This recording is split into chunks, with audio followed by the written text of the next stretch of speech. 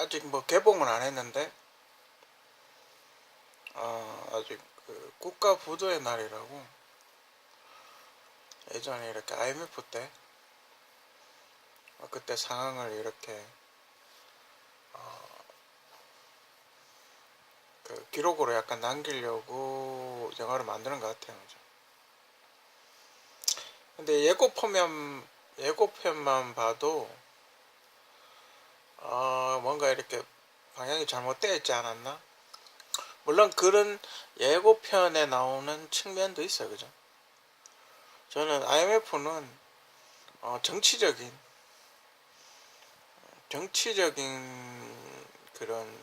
그 영향이 훨씬 더 많았다고 봅니다.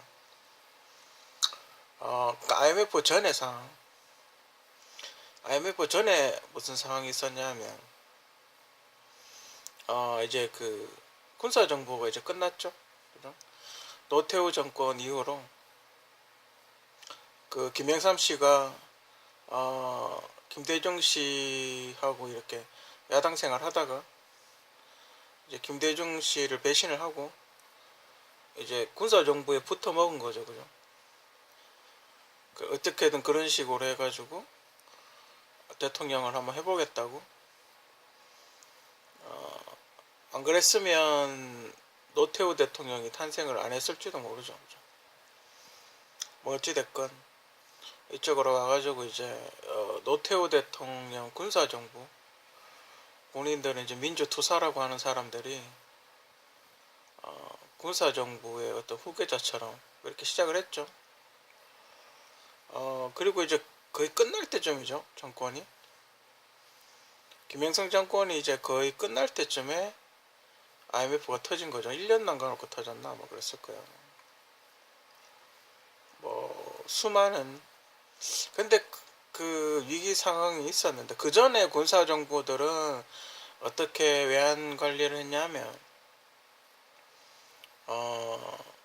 그러니까 많은 달러가 해외로 나가면 정부의 대통령의 결재가 있어야 될 만큼 외화 달러 유출에 대해서 굉장히 이렇게 심각하게 간섭을 하고 뭐 그랬어요. 그 전에는. 그러면서 이제 김영삼 정부 시절이 들어오면서 OECD를 가입을 하게 되죠. 그러니까 김영삼 정부 전까지만 해도 한국은 그냥 그 OECD 윗단계에 가입이 되어 있었는데, 김영삼 정부 와가지고 좀 먹고 살만하지 않냐 이래가 OECD에 가입을 하게 되고, 그렇게 가입을 함으로써 그 OECD에 내는 무슨 돈이 있었나 봐요. 달러로. 그러니까 안 나가던 돈이 이제 우리도 이제 사먹고 살면 안 나가던 돈이 이제 나가게 되는 거죠. OECD 쪽으로 기금이. 그게 있고, 또 그 OECD가 선진국 거기 들어가게 되면 이렇게 여러 가지 세제 혜택이라든지 뭐 여러 가지 그런 이제 소위 말 중소기업이죠. 중소 그 국가라고 해서 이제 혜택이 있었는데, 그게 이제 다 사라져 버리고 오히려 이제 중소 국가를 지원을 해줘야 되는 상황이 생겨버린 거죠. 그래 여태까지는 그런 혜택을 봐서 한국 경제가 이렇게 흑자를 내고 있었는데, 성장률도 좋고, 근데 그런 혜택이 이제 사라져 버린 거죠. 그러면서 뭐 데미지가 이제 두 배, 세 배로 오는, 그러니까 돈은 안 들어오는데 돈은 나가야 되는 그런 상황이 생긴 거죠. 그러면서 한꺼번에 주식에서 그 외국인들이 주식 돈을 예고편에 영화에도 나오지만 주식을 한꺼번에 다 빼버리는 거죠. 지금 중국하고 비슷하다고 보시면 돼요. 그죠? 그러니까 투자했던 걸 다 회수를 해가는 거죠. 여태까지 이제 이자 뭐 이렇게 해가지고, 아니면 수익률, 만약에 뭐 10,000원짜리 주식을 샀으면 국가가 성장을 하면서 그 주식이 이제 뭐 5만원이나 10만원이 됐을 거 아닙니까?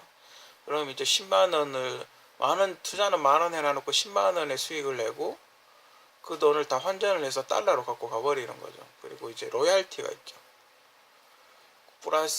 주식 플러스 로얄티. 그러니까 우리나라 그때 당시만 해도 기술이 별로 없었기 때문에 선진국의 로얄티를 상당히 많이 줬거든요. 그 플러스 뭐 특허료하고 뭐 이런 게 한꺼번에 연말에 싹 빠져나가 버리는 거예요. 그래서 그 지급을 해야 되니까 그 돈이 이제 없는 거죠. 그래서 결제할 돈이 없다 이렇게 돼가지고 IMF가 온 거죠. IMF라는 국제금융기관, 그러니까 그 은행이 이제 돈을 빌려주는 거예요. 국가가 이제 위기 상황이 생기면 국제은행에서 이제 돈을 달러를 빌리게 되는 거예요. 지금이 그 왜 미국의 연방정부 은행 같은 거 있지 않습니까? 그거하고는 좀 다른데 일단 그런 은행에서 이제 돈을 빌리게 되는 거죠. 문제는 IMF가 터짐으로 인해서 신용등급이 하락을 하게 돼요. 그렇게 되면서 만약에 여러분들이 은행에서 돈 빌려보신 분들은 알겠지만 신용등급 1등급에서 10등급으로 떨어져 버리면 이자율이 확 올라가요. 그러니까 1%만 내도 되는 이자를 10%를 내야 되는 거죠. 그리고 이렇게 계약을 할 때 그때는 분위기가 좋았기 때문에 환율하고 관련해 가지고 이렇게 좀 뭘 이상한 계약을 많이 했었나 봐요. 신용등급이 뭐 몇 등급 이하로 떨어지면 이자가 뭐 배로 뛴다 뭐 이런 식으로, 그런 식으로 이렇게 차관 비슷하게 많이 돈을 빌려 썼었나 봐요. 그런 게 이제 신용등급이 떨어지면서 이자가 확 늘어나 버린 거죠. 지금 한국 신용등급은 뭐 굉장히 높은 걸로, 굉장히 그 외환보유고도 상당히 많이 있고, 지금은 이제 많이 회복이 됐습니다. 문제는 그렇게 회복하는 과정에서 국가의 재산을 많이 팔아먹었죠. 그러니까 여러분들이 잘 모르는 게 있는데 꼭 뭐 이렇게 땅을 팔고 문화재를 팔고 이런 것만 국가를 팔아먹는다고 생각을 하시는데, 그 공기업들 있지 않습니까? 그러니까 한국전력이라든지 뭐 그때 당시에 국민은행이라든지 뭐 이런 국가에서 관리하고 있는 알토란 같은 재산 공기업들이 있었거든요. 그런 알토란 같은 공기업의 지분을 처분을 하게 되죠. 그래가지고 뭐 만약 국민은행 같은 경우는 지분이 국가가 100%를 갖고 있었는데 뭐 지금 한 30%대밖에 못 갖고 있다든지, 그러면서 어떻게 됩니까? 그걸 이제 배당을 하게 되죠. 그러면 그 배당이 국민들한테 이자 소득으로 돌아와야 될 그 돈이 다 해외로 그게 가는 거예요. 배당이 가는 거예요. 그게 다, 그것도 일종의 나라 팔아먹는 거예요. 그죠? 그런 식으로 한국의 알토란 같은 기업들이 다 작살이 나죠. 제가 왜 IMF는 정치적인 것이다라고 이야기를 하는 이유가, 대우가 있었죠. 대우 김호중 회장 잘 아시죠, 그죠? 대우가 그때 IMF 때 날아갔죠, 그죠? 그때 당시 뭐 대우가 여러 가지 이야기를 많이 합니다만, 뭐 돈을 많이 빌려서 뭐 확장을 했다라든지, 뭐 경영을 잘못했다 뭐 이런 얘기가 굉장히 많은데, IMF가 딱 들어서자, 그때 IMF 왔을 때는 대우가 안 망했어요. 지나고 김호중 회장이 정경련 회장을 하게 되죠. 김대중 정권 하에 정경련 회장을 하고 있다가 망한 거예요. 그죠? 얼마 안 있다가 부도가 난 거예요. 그러니까 돈을 많이 빌려가지고 정부에서 좀 더 돈을 이렇게 지원을 해줄 거라고 생각을 했는데 안 해줘 버린 거죠. 그러면서 다 무너진 거죠. 그죠? 근데 지금 보면 아직도 대우라는 이름이 남아 있어요. 그죠? 지금 IMF 끝난 지, 지금 IMF하고 지금하고 비교해 보면 그 20년이 흘렀는데도 아직도 대우라는 타이틀을 갖고 있는 그 기업이 있어요. 그죠? 그렇다는 건 대우가 얼마든지 회생 절차를 밟을 수 있었다라는 거죠. 그냥 김호중 씨만 쳐낸 거죠. 왜 김호중 씨만 쳐냈을까? 김호중 씨는 박정희 그 전 대통령의 스승의 아들이었던 거죠.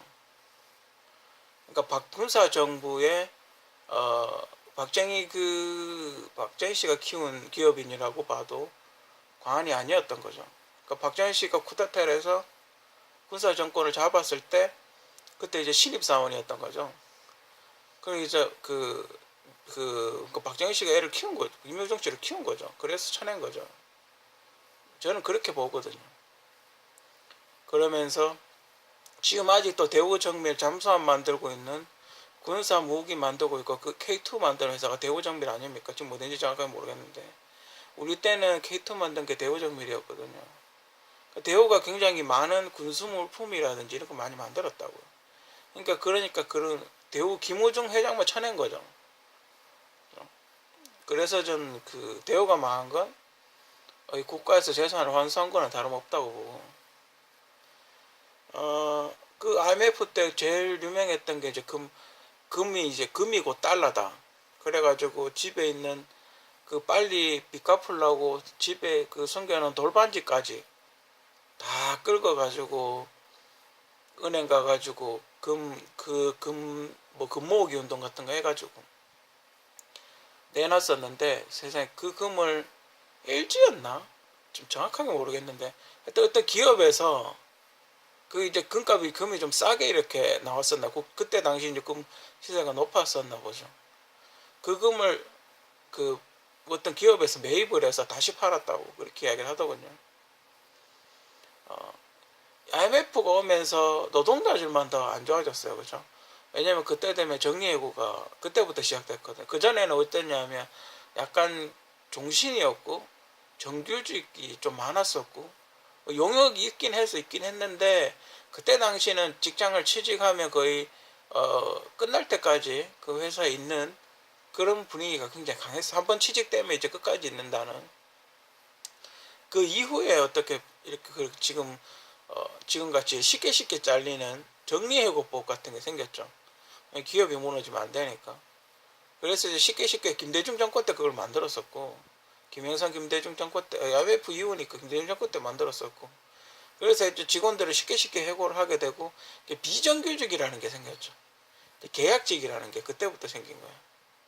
그러니까 정규직을 자르면서 그 계약직으로 이제 다 돌아서게 됐죠.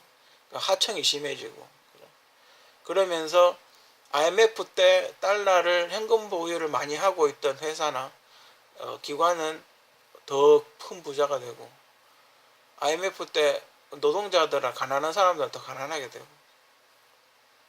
그리고 또 가장 큰 문제가 하나 있죠. 그러니까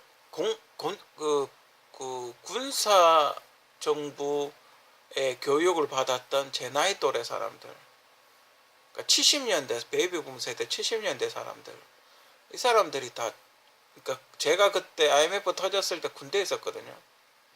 그때쯤 군대에 있을 때쯤인데, 근데 처음에는 괜찮았어요, 그죠?